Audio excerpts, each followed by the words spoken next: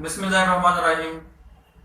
अस्सलाम वालेकुम नाज़रीन, कल वज़ीर आज़म साहब ने digital power of attorney portal for overseas Pakistani का इफ्तिताह किया। मैं बतौर वकील आपको डिजिटल पावर ऑफ अटॉर्नी ये होता क्या है और मैनुअल और डिजिटल पावर ऑफ अटॉर्नी में डिफरेंस बताऊंगा और इसका किसको कितना फ़ायदा होगा, क्या फ़ायदा होगा। पावर ऑफ अटॉर्नी को उर्दू में मुख्तारनामा कहते हैं।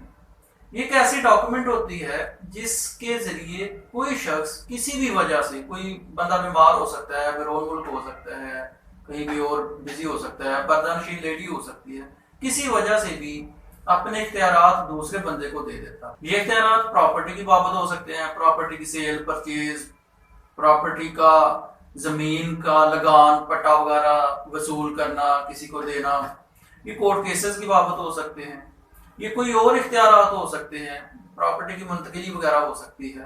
कोई भी इख्तियार जो किसी को दिया जा सकता है जहाँ पे ज़ाती हैसियत में होना लाजमी नहीं है, वो इख्तियारात इस डॉक्यूमेंट के जरिए किसी दूसरे बंदे को दे दिए जाते हैं।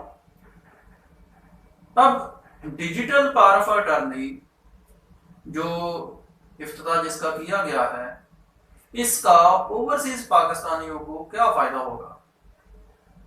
पहले क्या होता था, जब भी कोई जरूरत पाकिस्तान में बढ़ जाती थी काम की, ज्यादातर कोर्ट केसेस की या प्रॉपर्टी मुंतकिली की बाबत ये ज्यादा जरूरत पड़ती है पावर ऑफ अटॉर्नी की, मुख्तार आम की या मुख्तार खास की, जिसे मुख्तारनामा कहते हैं। तो उसके लिए जो ओवरसीज पाकिस्तानी हैं उनको बड़ी ही मुश्किल प्रोसेस से गुजरना पड़ता था। पहले हम यहाँ पाकिस्तान में बैठकर ड्राफ्ट करते थे, अपने लॉ के मुताबिक, रिक्वायरमेंट्स के मुताबिक ड्राफ्ट करके उनको ईमेल करते थे। वो प्रिंट निकाल के मुतलका एम्बेसी में जाते थे, मुतलका एम्बेसी जाके फॉर्मेलिटीज पूरी करके फीस पे करके फिर बाय डाक भेजते थे और वो पाकिस्तान में पहुंचने तक बात महीना, 1.5 महीना, 10 दिन, 15 दिन नॉर्मली लग जाते थे। मेरे एक बड़े ही अच्छे दोस्त हैं, मैं उनका केस कर रहा था, वो उनका नाम है अनवर मुगल साहब। वो उन्होंने मुझे यूके से पावर अटॉर्नी भेजना था, तो उनको ये प्रोसेस करते पूरा 1 हफ्ता लग गया था पैसों के अलावा। तो 1 हफ्ता उसका प्रोसेस वहां पे लगा और पाकिस्तान पहुंचने में कितना टाइम लगेगा।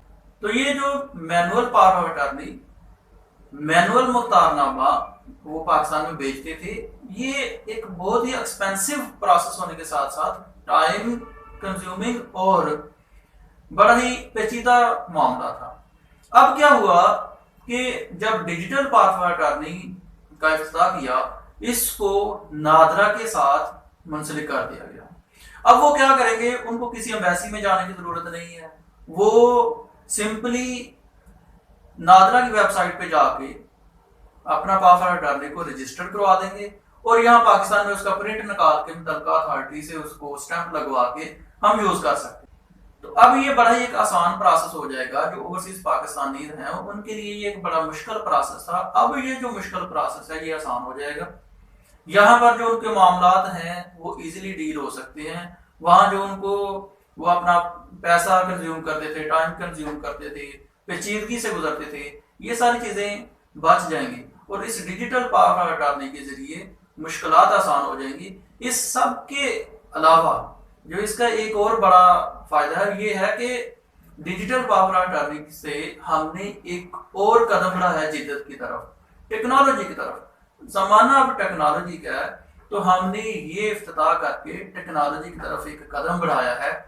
अब पैसा भी कम लगेगा, टाइम भी कम लगेगा और काम भी जल्दी हो जाएंगे।